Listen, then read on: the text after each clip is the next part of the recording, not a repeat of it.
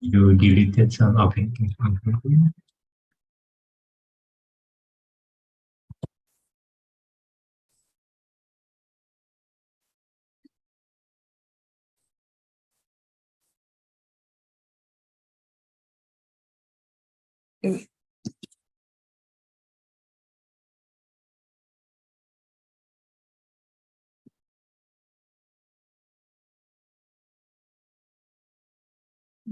Right, so you get your 20, yeah, right, yeah, okay, lesson, yeah, yeah, sure, okay, class claim, yeah, sure, right. So,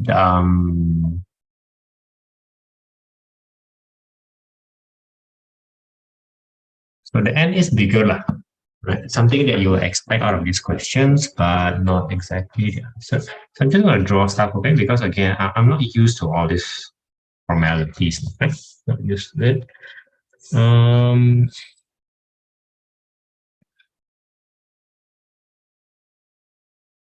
Wait. Inner claims, okay, yeah. Okay, inner claim.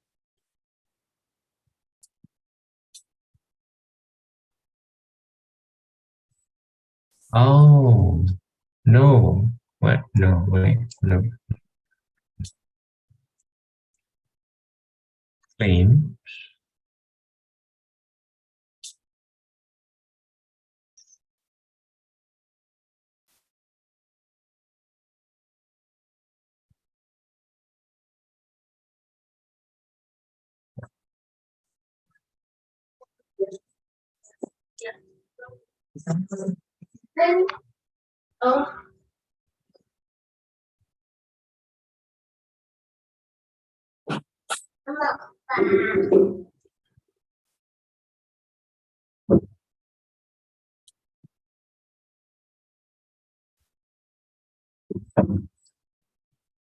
Let me think carefully for a while, yeah? Okay, yeah, because 28.5, right? And then you're using 28.9. And the thing that makes me feel uncomfortable is that we are not caring about 30 at all. I'm still trying to.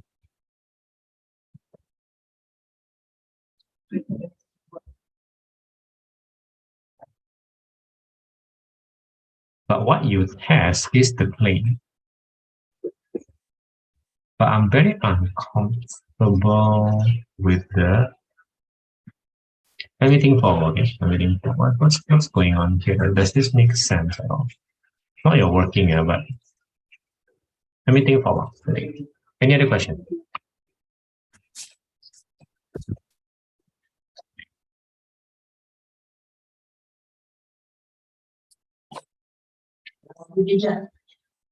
So our comparison should always be a before and after thing, right? It is always that the case. Mm-hmm.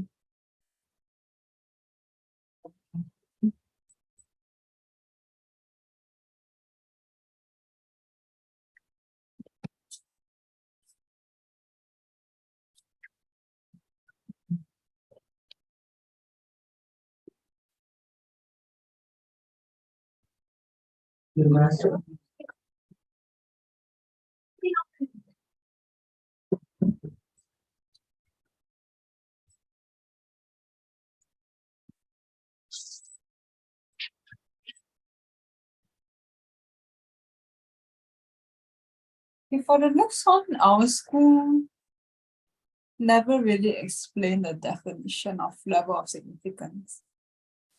I mean, I know I saw. Yeah, I know I saw on the graph, but I don't know what it means exactly. Right. As per usual, I wouldn't be able to give you the formal phrasing that you get from your tutorial, right? But I'll try to explain the meaning. I'll try my best, right? Okay. Would you kindly draw the graph for me, including, the 5% and everything? And then let's start from there.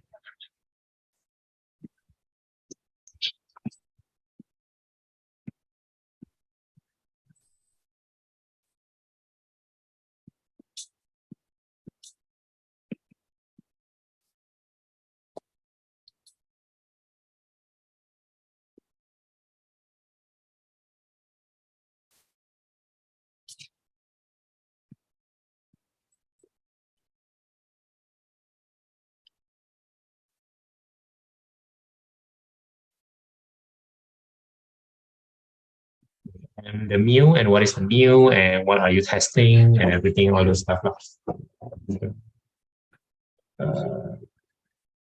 Oh, they say the mu naught. Okay, fine. So we put mu naught, right? But then you also have the sample mean. So you can put the mu naught and the sample mean on this graph.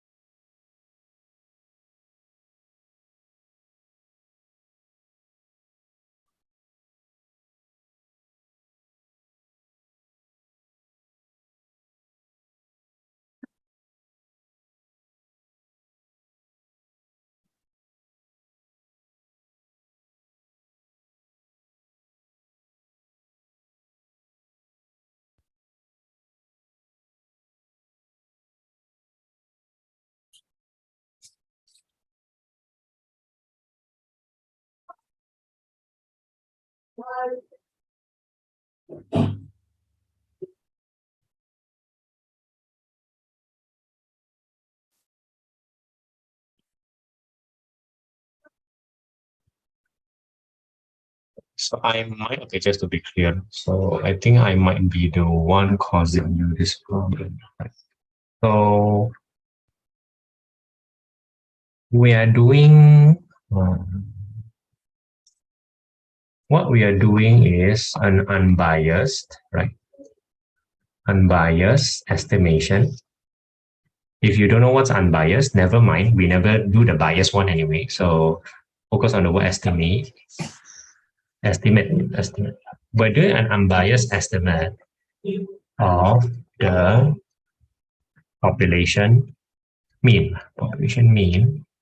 or what I will usually call the real mean, right? Now, the unbiased estimate of the population mean is not the mu naught, right? It's not the mu naught. Okay, suspects and the mu naught. No, it's not the mu naught. The unbiased estimate of the population mean is the what you get from the sample, right? Wait, why is there no number from your sample? Right. Okay. Correct me if I'm wrong. This is basically the sample, right? Is it right? This is the sample, right? And this total is 97, correct? Right? Yeah.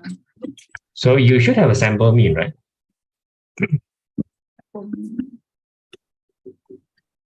What is the sample mean? All right, okay.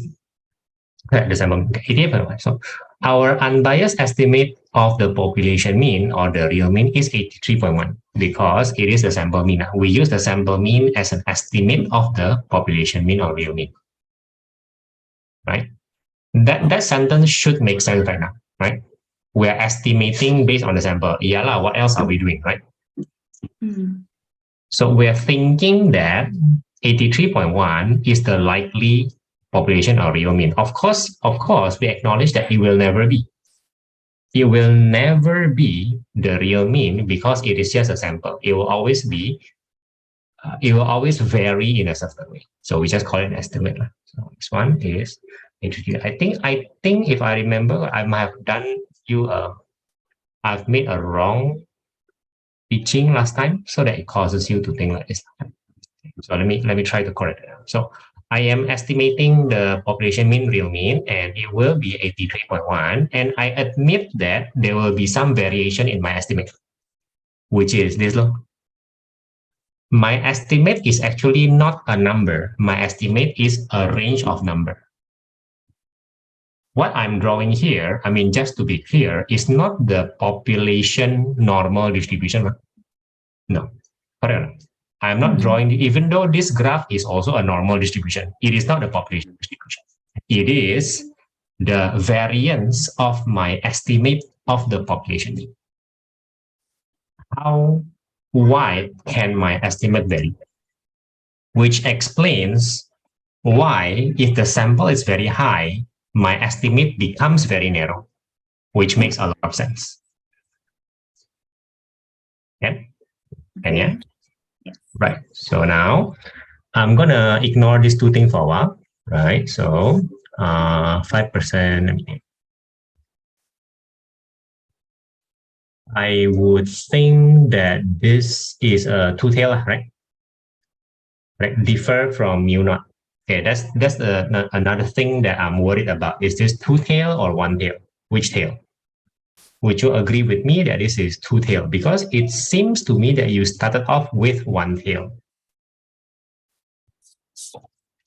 That is part of the reading. It is the reading. That's why if we are different, we have to go back to the reading.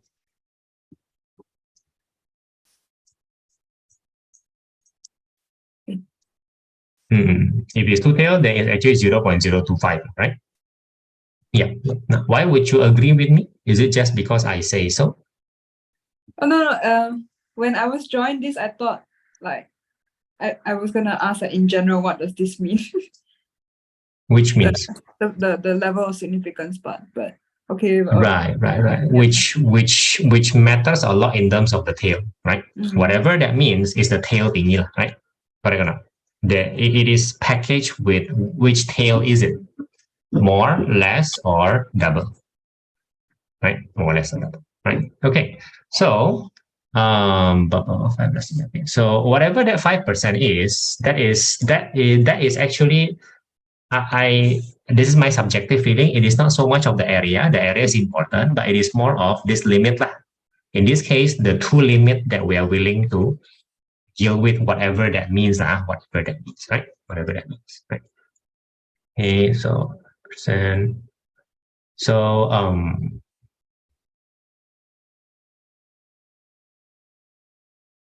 let me check forward.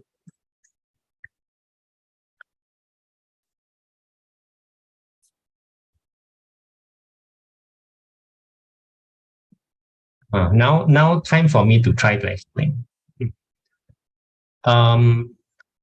You have your variance, right, or standard deviation, right? Correct. You have, right?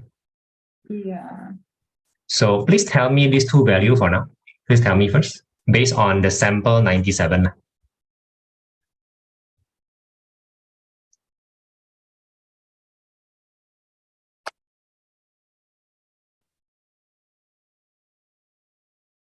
Which is your part 2, should be your part 2, right? Should be your part 2 there.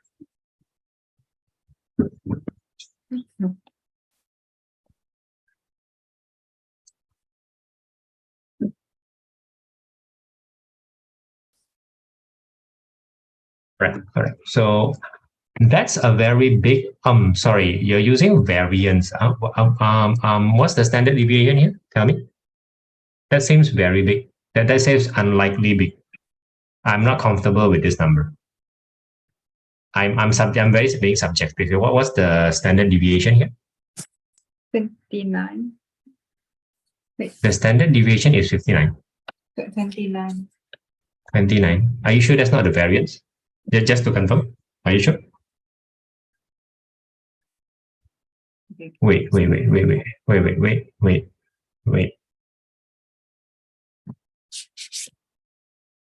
Okay.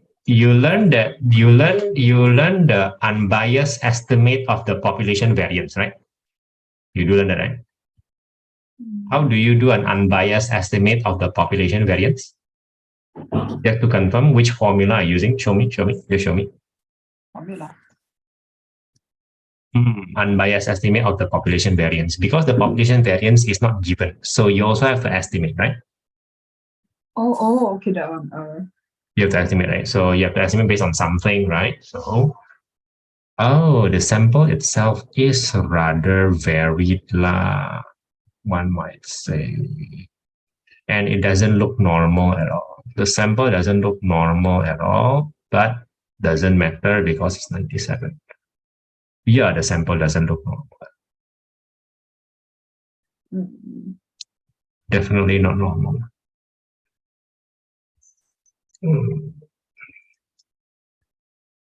So how do you do the unbiased estimate of the population? When I did this, I just wrote like using GC, I got that value. Really, the GC has a button to give you the unbiased estimate of the population variance. Yeah. Which is 29. That's the unbiased estimate of the population variance. Yes. I think. Which is to say, that's not the standard deviation. Wait. Right?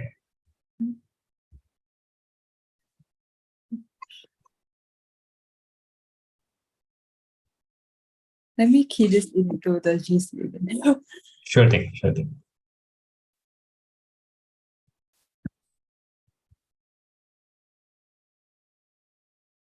It's been a while since I touched this tutorial, so. No problem. No.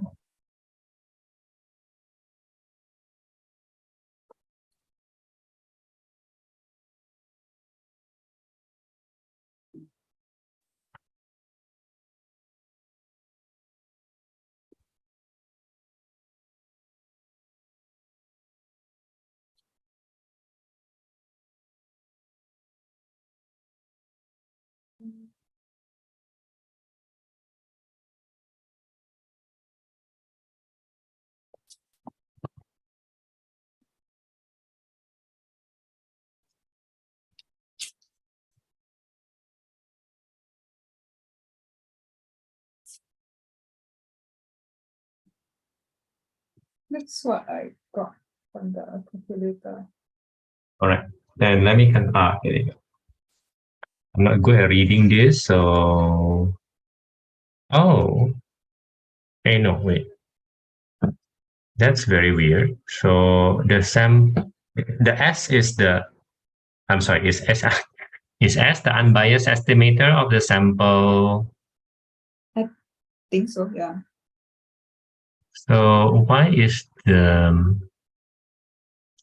goodness me, what is SX? And why is that for the population?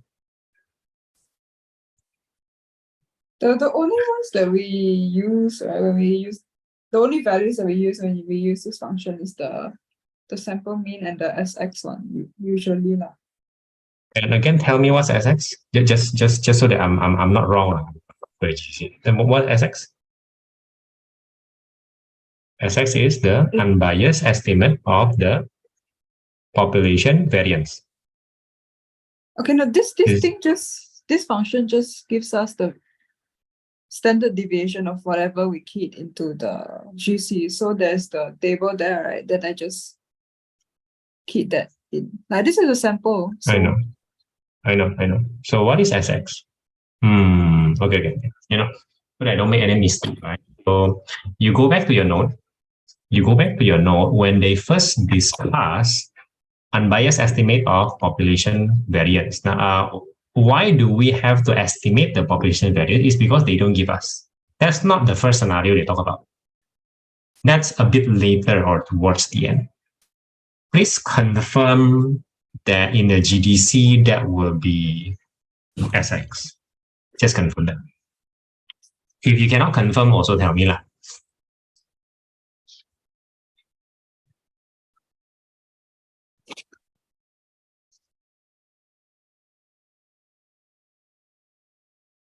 I don't think it's in this set of notes. That means your note doesn't tell you how to do it with GDC because your note. I think it's in the what's that sampling theory notes. Hang on. Okay. Sure. Might be.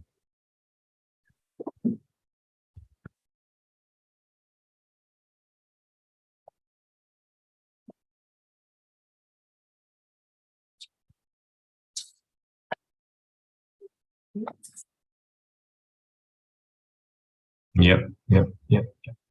I'm pretty sure that is the. Yeah, I'm pretty sure SX is the unbiased estimator of the population variance. Sure. But let's confirm that.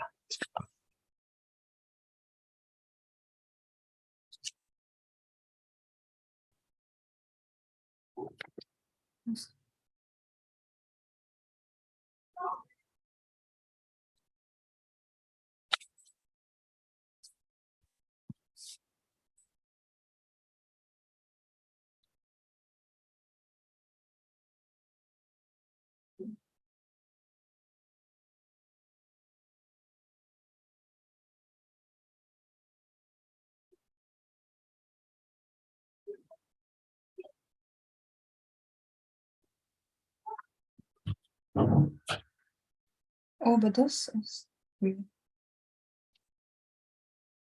Oh yeah.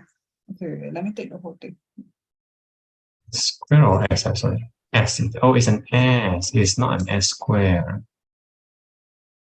Oh, it is not. It is the unbiased sample standard deviation.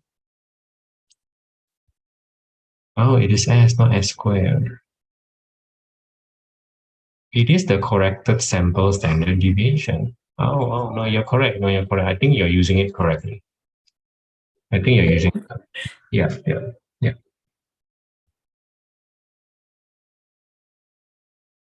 Yeah, because the variance is the S square. So S is already the unbiased estimate of the population standard deviation.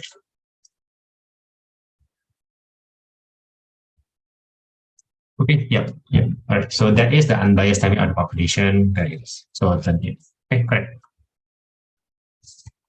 Yeah. So, okay, great. So, but not surprising looking at the data, not surprising. Okay, looks great, looks good. Okay, so now, so it is not surprising that this is kind of big lah. It's not surprising at all, right? And considering the sample 60 and 180, again, not surprising at all, right? Okay, now, the 5% D, right? So, back then, you kind of can accept, you might not understand, right? But you kind of can accept if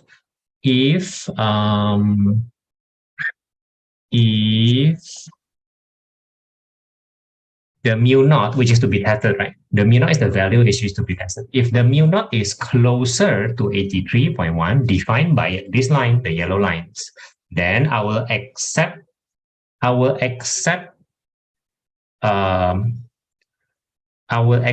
the fact that mu naught is 83.1. Even though mu naught is clearly not 83.1. If mu naught is here and if mu naught is here. So here's the weird thing again. So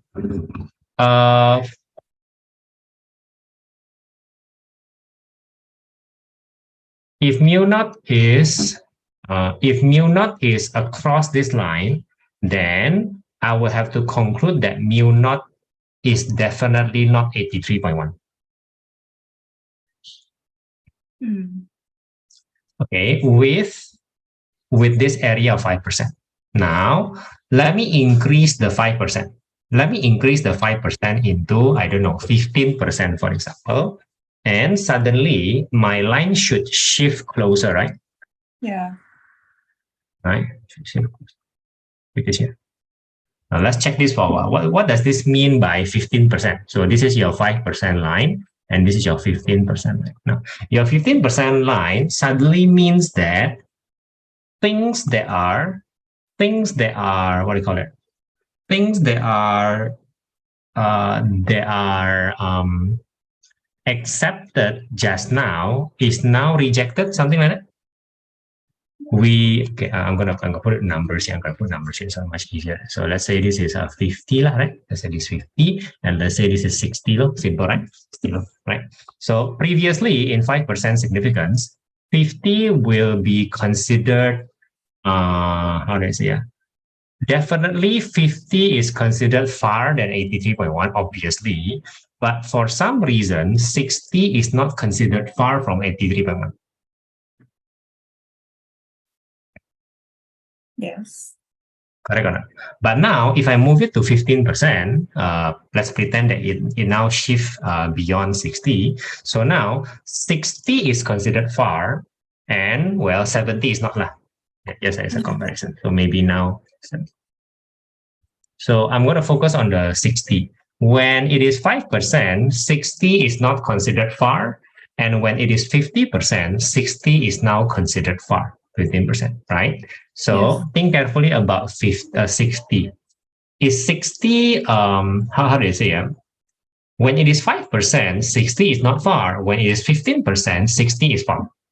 So which one is a tighter, how to say it? A tighter way to estimate? Tighter means a way to estimate with lesser chance of error. The 5%. 5% is a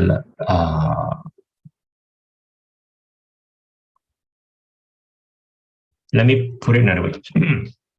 Subjectively, 60 is far from 83.1, but that's subjective, right? It's 20, what? 20 is big, what? Okay, that's subjective, correct? Right? 50 is also far. Yala is further, what? Is 30 marks ahead. But in our 5% level of significance, 60 is not considered far. 50 is. Right? 60 is not considered far enough to be considered different.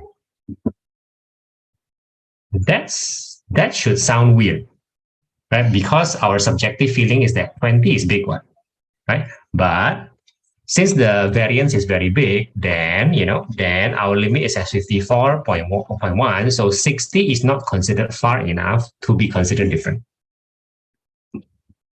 But if we move it to 15%, then suddenly 60 is considered far enough to be considered different. But previously it's not. I would argue that 60 not considered far enough is being a bit more liberal, liberal. 60 not far enough. It's 54.1, which is far enough. Okay. That's our 5%. But if I tighten my acceptance area, right? If I tighten to 15%, then 60 is suddenly considered too far to be accepted. Something like that. So I accept less and less and less at a 15%. 15%. Right? So if I put it at 1%, for example, I put it 1%. Put it this way, I think so many things are within my acceptance. I think so many things are very close to 1%. Okay. So as I increase the level of significance, I'm accepting less and less. Something like that. As I decrease it, I'm accepting more and more. I'm considering many, many things close to me and less things far from me, which is what I reject. Like you're far than me from I reject whatever rejecting. Does this make any sense so far? Yeah, yes. Okay, so we can say that 1%, 5%, 50% is my rejection rate. That's not a very good formal phrasing, but you get what I mean. That's how much I'm willing to reject, right? So if I increase it, I am getting stingier. If I'm decreasing it, I'm getting more liberal. I'm accepting more. That is the feel of 5% level of significance. Not sure why that phrase is being chosen, but that's how it feels. Something like how it feels. Okay. Which is, I hope, what you're asking me, because then the formal phrasing from the teacher should kind of reinforce that. You should not contradict with what I'm saying. If it contradicts, then just consider me to be wrong first, and let's discuss together. Okay? You don't have to consider your formal sentence to be wrong, because it's very unlikely to be wrong anyway, right? Just discuss. Okay. I haven't talked about the effect of when n gets bigger, right? When n gets bigger, the 5% is no longer 5%. So this is what I mean. This is what I'm supposed to talk to you when there's a change of n. So when there's a change of n, the sample variance becomes smaller. The estimate of the sample becomes smaller. Right? Yes. Something like that. Okay. So the 54.1 is no longer a 5% level of significance. No longer. It is maybe now if I increase the n, it's now a 1% level of significance. Which may sound that I'm being more liberal Yala, because my N is so big, I can afford to reject less. To me, that makes a lot of sense. When my N is big, my level of significance can be small because I can afford to accept more because my sample is good. It's more. Right? Here, quantity means quality. But if my sample size is so small, I must not be too liberal. I must, reject more because my estimate is so wide that anything goes. I shouldn't, I shouldn't do a conclusion that anything goes. I should be stricter. I should increase my level of significance if my N is small. That's the subjective feel of things. Does that make some sense? Yeah. So again, check with what your teacher will be. Hey, I still owe you one question. I have to think about that. Anything else? I'm not done with the regression tutorial yet. Yeah, no need. Yeah, it's gonna be okay, like really okay. I mean, you have to ask questions, but it's gonna be okay. The level of hypothesis testing should be until what I tell you. The connection between sample size and level of significance. If you can understand that, I think you're at the level of A level, should be enough. Okay? So you take your time to just figure out all those things. You're close, you're close. In other words, you are close. Okay. All right. Right. Are you free to talk about exam approaches again? Yeah. Yes. Right. Okay. So let me sum up what we were trying, how we plan for our 1 month. You plan to spend 5 days per week for 4 weeks, right? Yeah. Implicit in your plan is 2 things. You're going to maximize the 5 days. I give you a theoretical maximum 8 hours per day. And I try to convince you that that's already the maximum. Most people cannot go beyond that without sacrificing some other thing, some other days, usually, you cannot go 9 hours today and go 9 hours tomorrow and expect nothing happen for the next week. Something will happen, right? Okay, right. And you kind of agree with that, and then you decide the slots, 3 hours, and all stuff. Right? So come right, I can see you, yeah. However, implicit in your plan is that you have 2 days of rest. 1 day will be Sunday and 1 day will be Saturday. I think your Saturday, you say it will be your rest time kind of by yourself, doing something seems to be like that.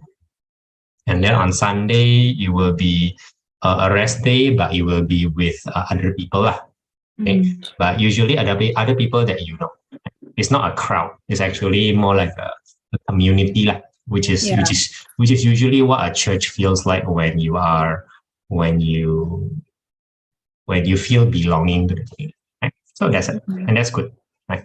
Now, the summary of this approach is that you take care of yourself.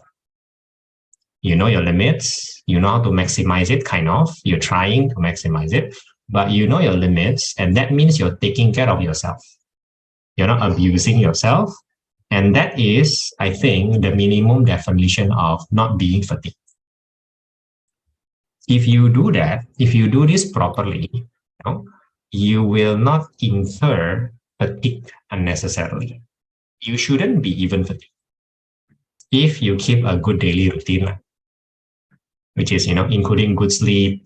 You can take your nap, take a very good lunch, take dinner. You can even exercise. If that is your thing, I think you should exercise. So you're taking good care of yourself because you're preparing for something important.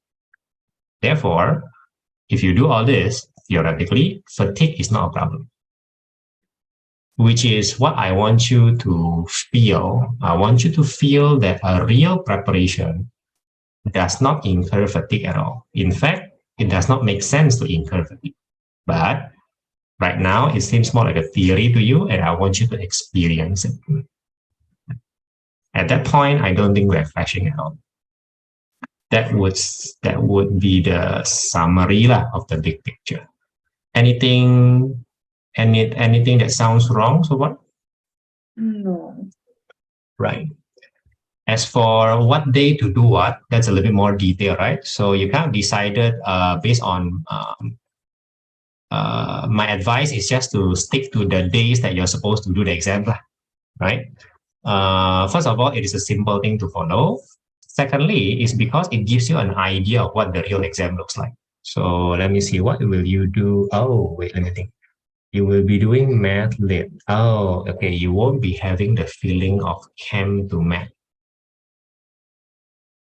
But that's okay. I think you will have, that doesn't give you that also. Never mind. Yeah, never mind. Anyway, you're studying for 5 days. You'll be fine anyway. I think you'll be fine. Let me think carefully. Yep. Because you're focusing on paper 3. Yeah, chemistry you'll be focusing on paper 3. On math, you'll be focusing on both. Biology, that's up to you. Literature, you'll be doing the voice typing thing, right? Kyoko is here, so let me speak to Kyoko. Right, Kyoko, can you hear?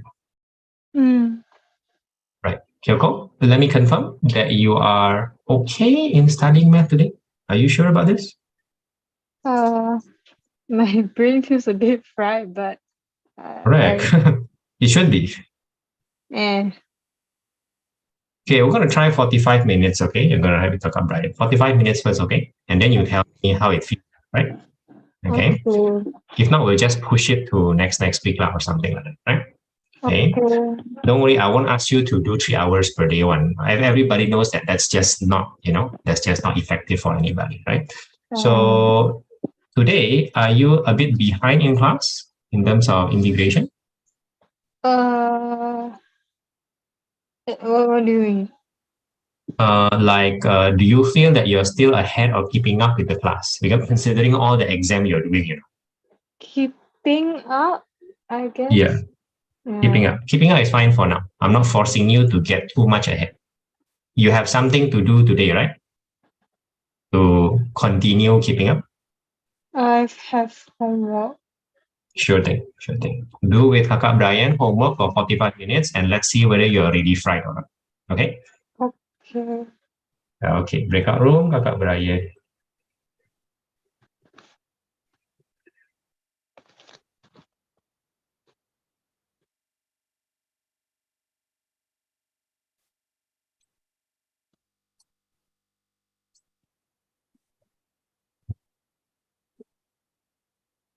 Okay, go.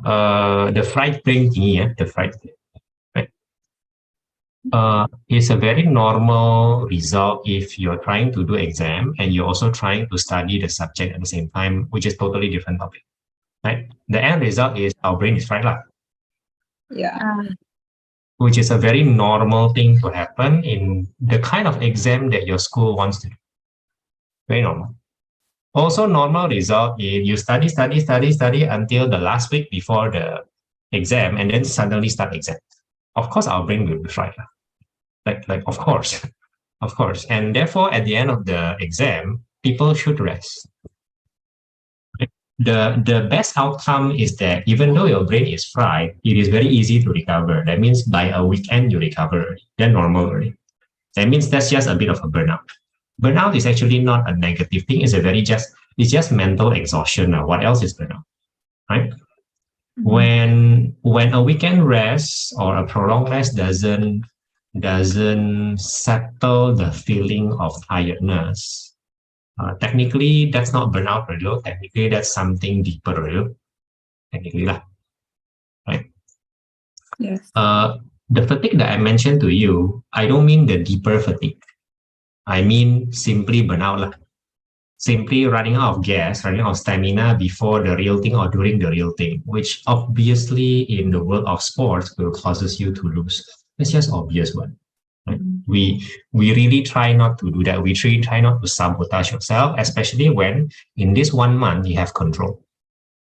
To be fair, you're already starting to, so to speak, take more control to not be affected by the surrounding, by, not being so stressed by the exam that is happening right now, which is a very big deal in trying to not being fatigued, trying not to be burnout. Now, from your sentences and your tone today, I don't feel that you're burnout. You correct me if I'm wrong. No. Like after the test on Monday, I was relaxed already. Yeah. I mean, there's a period, and then today also have a test, right? And after the test, you don't seem to be burnt out at all. Okay. The preparation for today's test, I actually finished it last week. I did like extra practices for binomial and DRB last week. Right. Yeah, leading up to today, it wasn't very stressful. Right. Yeah. So just for math, okay, not for vector, yeah. And again, you're learning to ignore vector, as in not ignore. I mean, you're learning to let go of vector for a while, right? Yeah. Which contributes to your feeling of less stress and your feeling of not being burnout. Yeah, because you're not trying to do something which is borderline impossible. I feel like, keeping up with the lecture, keeping up with the tutorial, doing the exam, doing multiple exams, revising vector, please, right? A good recipe to being porn. I think a good recipe, right? Okay, so you don't do that, and that's good, right? Correct me if I'm wrong. I also don't feel that you are fatigued on a deeper level, whatever that means for you. Not really, no. I'm relieved, actually. Very relieved. Yeah, very good. And you don't foresee those two things happening, the burnout, the short-term fatigue, and deeper fatigue happening up to second week of July, the 2nd of July. And that would be, I feel, if you can accept, a very big part of the plan for this MYE, because I feel that you want to have that feeling before prelim. Then you can repeat that experience for prelim, and you can repeat the experience for A-level. I mean, I'm slightly concerned because I still haven't actually started revising. I don't know how demoralized I'll be by being rusty and all that. Correct. Let's talk about it either today or on Sunday, on how we should right now in the midst of school, and handling GP also. So that you don't feel that you're cheating on GP and you don't feel that you're cheating on other subjects, right? Yeah. Okay. So let me ask the simple questions first. Have you tried something like the voice typing thingy for biology? Oh, not yet. I haven't touched bio since Monday. Yeah. Obviously, right? Obviously because of exam, right? And you still have to talk about exam. When is the earliest that you reasonably that you can wait? Is your electrochem test today bothering you right now? No, it's next week. It's not bothering me, no. Oh, it's the moving. Okay. So I only suggest that you do the biology practice thingy, voice typing for biology. I'm not sure what to do with literature, but my question is very simple. So when is the earliest you can reasonably test, practicing with voice typing? Whether biology or GP or literature. Yeah, probably soon I have to prepare for GP. So you're planning to test that for GP? Yeah. Probably not for literature, right? Not yet, lah. All right. I agree with that. I don't think you should be trying something new for this coming literature test. Just do normal stuff, right? May I request that you try them for biology? I just don't know when is the earliest day that you can do that, but preferably before the start of the June, so that by June you already know that certain things work. You're not trying things out. Okay. So maybe after literature, I don't know, before literature, whatever, but try bio first before trying for GP, because bio and GP is different. Mm. That's all I'm quite free requesting. now. I'm quite I'm sorry, free you're now. saying? Like You're quite I'm free now, right? like after today, I'm in control already lah. Then try it after the electrochem test, I guess. Yeah. Just see whether it is helpful. It is not going to be very helpful, but it's somewhat helpful. That's what we're looking for, right? Okay, a way to reduce our energy usage, when practicing things like bio and GP, right? Especially kind of the thing that you already know what to think about, right? Perhaps then you can move on to when I'm not truly sure what I'm trying to think, can I still use it? That's the next level, right? That's the next. I demonstrated to you that I have to figure out what I want to say first before I go and say it, and then the result is reasonable, something like that, right? Meaning to say, voice typing cannot replace your thinking, right? Voice typing can only make your thinking faster if you're already thinking well, something like that. That's a limitation, right? Again, biology would be a very good. So give me an idea on that so that we can be even more relaxed if we can, right? That's one. Any question on voice typing? No. Right. Now, could you give me the list for the map, the 50%, 80% list, if you have, you can copy it for me or something. Where would you put that? We have no space, right? Just put it on page 16, I guess.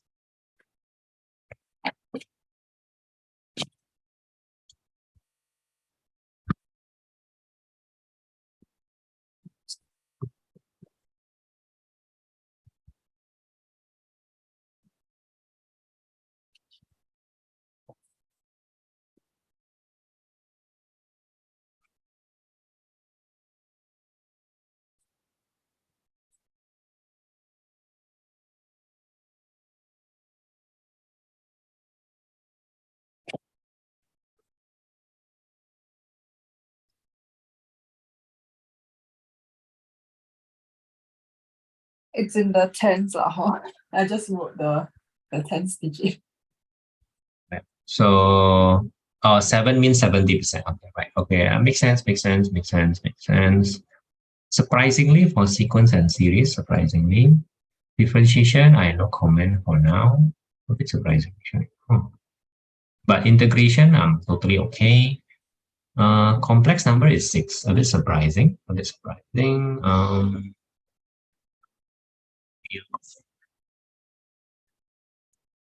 This is everything, yes. Everything. I mean, I'm a bit rusty in like some of the pure math chapters, so I I'm not think, very sure. yeah. Now, this is not a statement of your current situation, right? This is a statement of what you're trying to achieve. Correct or not? This is part of your 70% thingy, right? Okay. Yeah. So I feel that your sequence series can improve as a goal, not where you are right now. Okay. I feel that complex number should improve. So both these two, vector is up to you. I feel that if you improve the sequence series and complex number, and the rest is about here, about you're going to achieve this, right? Then you should have no problem hitting the 70% with a variance. Of course, there's always variance in life, right? But your variance probably not so big. So when I say you're supposed to hit 70, like that's the expected value, though. You now know what it means. Maybe it'll be 65 and 75 kind of. If you increase those two things. I feel that's my feeling only. Right? Okay. Take it or leave it. That's up to you. It's a goal, not your current status. Now I'm going to talk about your current status, right? One of the most helpful thing that you can do right now means, before GP, before the June holiday start. Okay. One of the most helpful thing is to simply do what you plan on the first week. Do you remember what you plan to do for the first week for math? Are we supposed to read? The whole purpose of reading, 2 sets of paper, like paper 1, paper 2, 140 marks, right? The reason why you read first and then you do is to take stock of where you are, to know where you are like, immediately. And where you are is definitely not 7, 8, 8, 8, 6, 6, 6, 7, 6. No, right? It's going to be lower than that. Yeah. One of the best thing I feel that you can do, very difficult to top this line, okay, is to do that now. To simply take 2 papers, you read with me, I'm going to read, next tuition, just going to read and discuss things, finish reading, right? When you finish reading the 2 set, paper 1, paper 2, paper 1, paper 2, this question in, this question out, this question, okay, we settle all that. There's around 140 marks, happy, happy, happy. And then you do it to take stock immediately without practice. Just the reading only. Or before journalism, before the GP some more. No, before the GP preparation. That means you're taking stock before June start.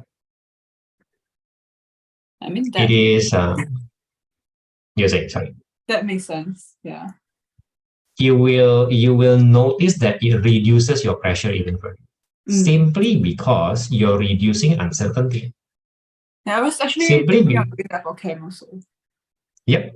Take stock for this chem, and if you want biolo, I think those 3 subjects you can take stock one. Might be a bit pushing it, so I would argue that you should take stock on your first priority, which is math And you're doing 2 set of papers or more, that takes a lot of time. So it's not easy to take stock. I'm sorry? I do 1 paper 1 and 1 paper 2, right? That's what you mean, right? No, actually, I meant you do 2 sets. Of each. 2 paper 1 and 2 paper 2. Yeah, just to be clear. But that's on holiday when you have time. I mean, if you can do 2 before GP preparation start, good for you lah. If you can just do 1, already very good. Already good. Way better than nothing. Like way better. Way better. Okay. So your plan can be before GP to take stock of math by doing 1 set of paper 1, paper 2. Let's do the next set later. Doesn't matter too much, very good. And then take stock of chemistry. I would argue only take stock of chemistry paper 3, but again, that's up to you. You can take stock of paper 3 and paper 2 right now. That's what I'm gonna do, because we were also given a revision package, and I have to hand that in also. So what do you mean by you have to hand it? Yeah. What do you mean by you're gonna? Oh, the revision package is in the form of papers. Yeah, and they want us to hand it in after the mid-years, so I have to do it anyway. So I was thinking of doing the paper 2 before June holiday. And then leave the paper 3 later. Yeah. I think if it is possible without tiring yourself and cheating GP, doing paper 2 right now might not be very tiring, and leaving paper 3 to June holiday is probably not a bad idea. Probably a good warm-up. Because paper 3 involves a lot of reading. Yeah. That's always the barrier to clear. How can you do paper 3 without reading anyway? But reading is difficult. We have to get used to it. You have to learn a little bit about how to read. You have to, that kind of thing. You cannot just simply do it. At least I don't think so. So doing paper 2 right now might work. Okay. So that kind of settles the big picture of what you can do right now before GP, before June holiday. That's it. Simple stuff. Simple and effective stuff. Okay. Do you want to be clear about your plan for GP NYE? Does that help? I mean, I can ask you so that you think. So what's your plan for GP NYE? It's not very concrete yet, actually. Because there's 2 more weeks left, right? I was thinking Voice it out. 1 week or next week, the whole of next week I'll focus on building content for paper 1. I'm not very sure of how to study for paper 1, to be honest. And that's the one that I'm scared of also. Paper 2, I like paper 2. not too worried about paper 2. Yeah. Focusing on paper 1 seems good, right? Seems good. But, Are you saying that therefore, school or class, lah, so to speak, school, class, or tutorial for math, chem, and biology no longer matter starting next week? You are kind of free, lah. Like the tutorial. I would argue that you should stop regression tutorial. You don't have to worry about regression tutorial right now, right? You like just doing don't. the actual tutorial, is it? Like not the lesson? Yeah, just I'm don't already even done need to. with chem anyway. Oh, you're done. Okay. Yeah, okay, that was my good. goal, kind of, to like clear everything before next week. Which is nice. And it's difficult to forget regression. So don't worry, sir. Right. But I would strongly suggest that you don't touch math tutorial again for the next week. Okay. If you want to touch math, take stock is better. Lah. Take stock is better. Right. That will be how, because you don't have much time. You're splitting it between GP. But GP is your main priority, right? So even just doing one set of paper 1 and paper 2 is already a big deal, plus tuition some. Yeah. Right. So let's not take too much time for math. If not, then you'll be feeling, torn apart, or you're feeling that you're cheating on your GP. Yeah, I don't think you want that. Okay. Right, so let's stop math tutorial for now, because you're way ahead anyway in terms of the exam needs. Okay. Okay. Then before Sunday, I prepare one paper 1 and one paper 2, is it? Reading lah. Yeah. I will argue that you want to read first, and then you want to discuss on Sunday. Discuss, and you're happy, then you can always start whenever you want. Okay. Remember that makes the exam more reasonable also. So because you no longer have 3 hours, which is not a bad thing, you only have 2 hours, but 2 hours of solid stuff lah, because you read already. So you only have to set aside a 2-hour thingy, which is usually easier when your schedule is less controlled lah. Oh yeah, I stepped down from CCA also, like officially. So yeah, I have a lot of Good. All those good things are happening now. Yeah. Right. So yeah, I think GP, although your plan is not very concrete, but I feel that you're prioritizing paper 1, which is, I'm not sure how to practice for that, but I guess that's a good thing. That is a good thing. I will even argue that you may want to do it in a slight detriment to your paper 2. Okay. That means if you just focus fully on paper 1 and how to improve paper 1, you will probably not be unsatisfied.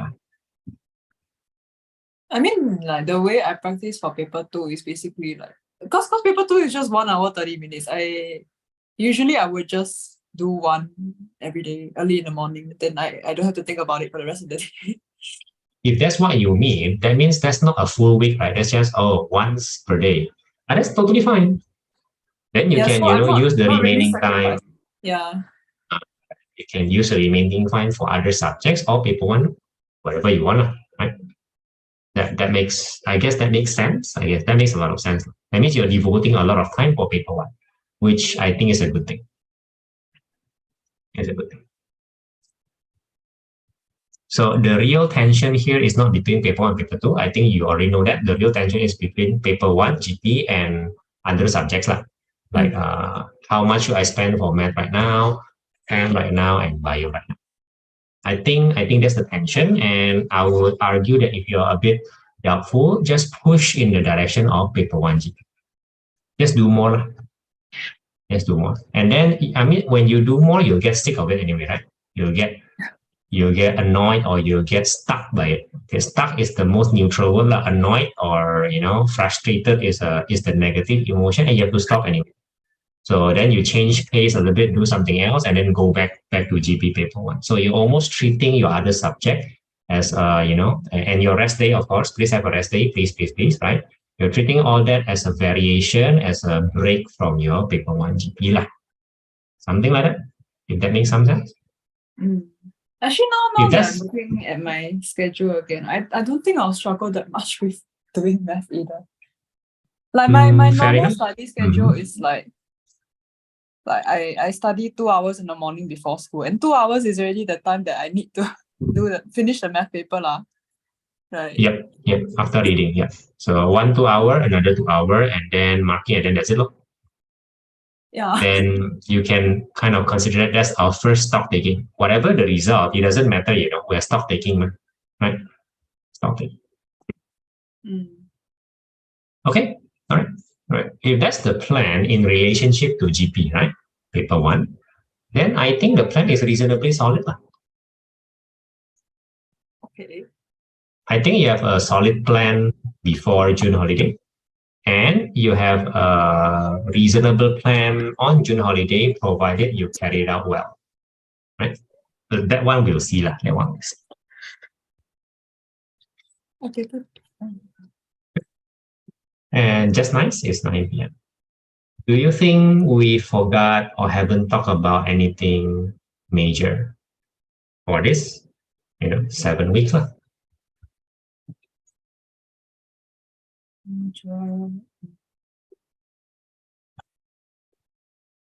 I mean, I have some concerns about the schedule because events are starting to pop up also. Let's talk about the events, because one particular event is going to take up almost 1 week. So you don't have 4 weeks, you have 3 weeks, right? Right. Yeah. This is just going to happen during June holiday one, because June holiday everybody thinks should do things one. Okay. This will not be the case for your September and October. Whoever tries to do things on September will kena slap too. Like the event will kena slap one. Okay, and nobody are willing to do that. At most, exam prayer law, which is fine. Just fine, right? So, is there anything more major than your church camp? It's not major lah, but like it's gonna disrupt like the schedule of certain days. Like Give example. 4th June, I think I have worship band rehearsal for the camp lah, and it's from 4 p.m. to 6 p.m. Right. So now think about this carefully. For your event, the most day you give is 5 days. 5 days out of 20 days is solid, right? A very solid 5 days. Correct. Not just the camp, the camp, the preparation, if you're tired, a bit of a rest day, whatever, 5 days. 4 to 6 p.m. is not 4 to 6 p.m. 4 to 6 p.m. is actually 3 to 7 at least, because and so on and so forth, right? Yes. Right, 3 and 7, yeah, which is to say that's a half day. Yeah. Right. So if I put it in a very good news way, that disrupts your afternoon slot, not your morning slot, right? Not your morning, which is your best slot, right? Which is always your best slot, which is good, right? And slightly on your evening slot, slightly only. Depending on the day, it may matter, it may not matter. So I put it as half a day, but you can probably salvage more than half day. Not just salvage, you're getting the better slot anyway. Oh, 4th June is a Sunday. Oh, no. But okay, then 31st May also have something lah, which is 31st. Same timing also, I think. That one is Wednesday. Yeah. Which is for camp also, right? No. No. That one I'm watching my friend's performance. Right. Let's call it an event, Let's call it an event. It might be a night event or something like that, right? No, it's like around 6 p.m. there also. Then you get the morning slot and you get some of the afternoon slot. Okay. I mean, call it half a day and you're getting more than half a day. Oh, so 31st is already the holiday, is it? I'm sorry, is it? Yeah. Then that kena half a day, right? That kena half a day. Sunday is meant for activities anyway, right? Okay, so then the camp is 3 days plus a bit more here and there. So currently our 5-day budget for events and yada is currently at 3.5, and maybe slightly more. So you still have budget. That's how I would suggest limiting your event to a total of 5 days. Oh yeah, my birthday is on a weekday also. When's that? Tell me. Now tell me. I mean, June. I mean, imagine people having birthday during O-level, right? Okay, that is worse, right? So we don't do that, right? We don't do that. Every time birthday exam, every birthday holiday O-level. My goodness me, right? So I'm glad that yours are on June. Very happy, right? Very happy. 8th Yeah. June, right? Should you take a break on 8th June or not? I believe if you want to take a break, take the whole day. Yeah. I guess. So, okay, that's one day, right? So we're at 4.5 days. I'm not too worried. I'm really not. 4.5 days of not leisure, this is well spent days. You must see it that way, right? I mean, you meant it to be that way. Mm. So 1 day of the day, 3 days plus half, tiredness, whatever. So 4.5. Oh, then your friends' events on another half lah. So currently 5 days lah. Okay, fine. That's 5 days coming. Looks about right. Huh? Sounds about right. For a June holiday, sounds about right. What do you think? Think should Does be that cover everything? Every event that is going to happen? Hmm. I think there's one more thing, but that Tell me. one is, if I'm not wrong, that one is on a Sunday. So let me check. But it's the Sunday right before exam. Which totally does not matter at all. In our plan, there is no rush at the end. Mm. There is no mugging. The plan is counter mugging, not mugging. I don't want to mug because fatigue. Mm. You do this nicely for 1 month and then you mug on the last day. What nonsense. I mean, I know anxiety overcomes us lah, which is probably why you should spend it with other people, which is sane, which is a good time to a good way to spend Sunday anyway. And who cares what's happening tomorrow because you have been caring for the entire 7 weeks. That's true. Why is the last Sunday a lot of different? Like suddenly you have to cram everything to your brain. Why are we learning like that? We are not. Okay. Okay. The reason why we plan is to avoid fatigue. That's one major thing. I'm trying to emphasize this to you. It is beyond theory, which is to say, what happens on the last Sunday doesn't matter if we do the plan properly. Okay. Okay. Practice that, practice that. And then at the last Sunday, you're still anxious, talk to other people, talk to me, or don't attend tuition or attend tuition, but I don't know. But the point is, let's not mark. Let's not mark. You can be anxious, but let's not mark. Okay. Anything else that you can think of? That should be it. Right. I think that's all. When the unexpected happens, right? Now, our training is not at the level of to deal with the unexpected. Okay, let me get this figure. If you can just do the training for non-fatigue, which is like a very relaxed but useful, schedule, right? That's what we're aiming for here, right? Okay, relaxed, purposeful, useful event that takes care of yourself and does not forego other important things in life. Okay. Sounds like ideal life, blessing, blissful, la la la. Okay, yeah. But if you can do that, you will get the sense of what it means to prepare for something very important, but without it. Okay. Let me emphasize it. Most athletes do that, should do that. Most mental athletes do that. Serious choir singers should do that before performance. So art people do that, performance people do that. Right? They should lah. They should. Some don't, of course, but they should. Okay? If you're talking about long-term tour, 3 months, 6 month tour, right? Take care of yourself, right? If you can do that, then the next level is to talk about the unavoidables or the unexpected. The clear example is me having COVID at the time where I'm supposed to do O-level and A-level, both. Or in the case of your senior Yan Kin, COVID during the last weeks of preparation.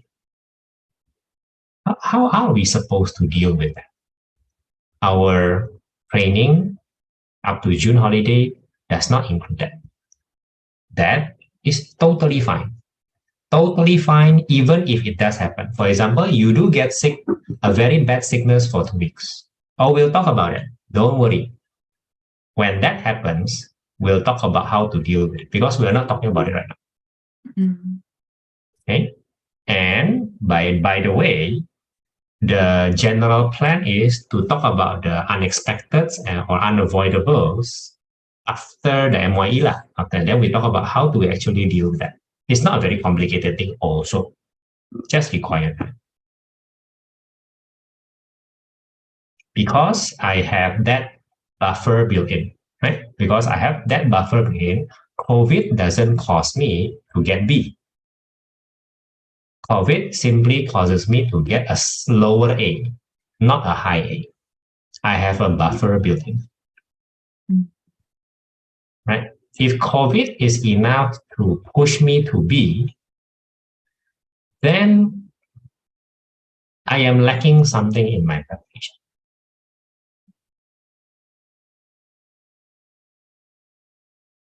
Something like that. But it is difficult to talk about the unexpected and unavoidables when you are still fatigued from your training right before the competition. Just doesn't make sense at all.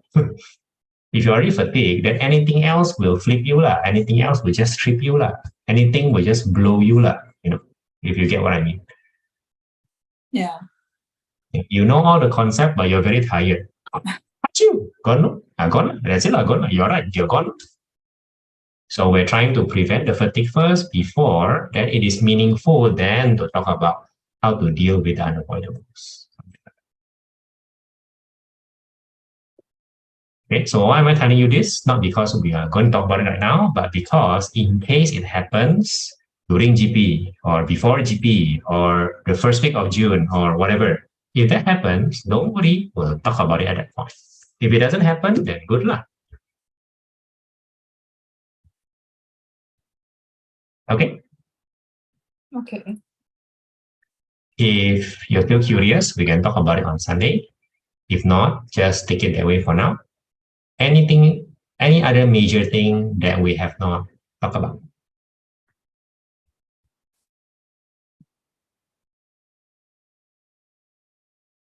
Not that I can think of now. Not that I can think of now also. So with that, let's formally be thankful of the plan. And of course, we're going to modify it as things goes on, right? Of course. Okay. Okay. Have a good weekend. I'll see you on Sunday. Mm. All right. Bye. Bye-bye.